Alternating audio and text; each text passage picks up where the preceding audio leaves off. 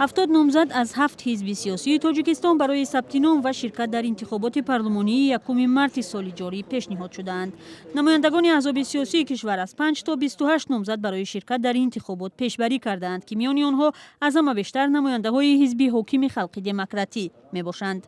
این همه توسط رویخط حزبی که رویخط‌های حزبی که در انجمن‌های خود پیشنهاد کردگی هستند.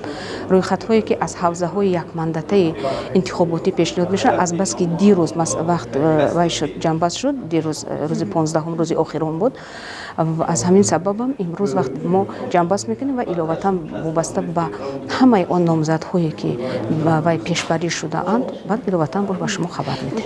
با گفته خانم خدیرزاده در انتخابات نوبتی نامزدی شماره قبول توجه زنان پیشنهاد شدند. 32 از 14% نامزدهای پیشنهاد شده از روی خط حزبی زنان بودند.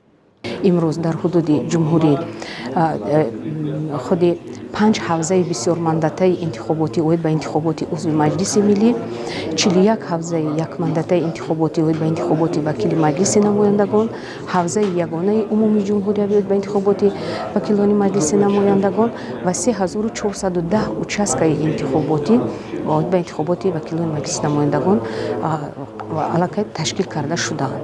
بنا به اطلاع کمیسیه مرکزی انتخابات و رایپرسی در خارج کشور در نزد 30 سفارتخانه و کنسولگری های تاجیکستان 39 نقطه انتخاباتی تشکیل شده است. انتظار می رود روند انتخابات پارلمانی تاجیکستان را حدود 500 ناظر خارجی نظارت کنند. منتقدان میگویند حزب خلق دموکراتی تاجیکستان با استفاده از فیشنگ های دولتی نامزدهایش را به طور صنعی می تواند پیروز اعلام کند، نظری که آن را وکیلان از حزب حاکم در پارلمان قبول ندارند. از بس که ما بین همه حزب‌ها آخران انجمن را گذراندیم، الکی حزب تا این وقت همه حجت گزارشون به رسمیت در آوردند و رفته از کمیته اندازه دیگه جاها گرفتن.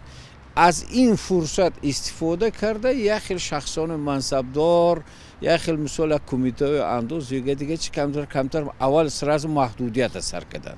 یعنی اوجه میدونند که دیگر حزب به رسمیت در آوردن، یک تا حزب سیاسی مونده است، اینم حزب سوسیال دموکرات.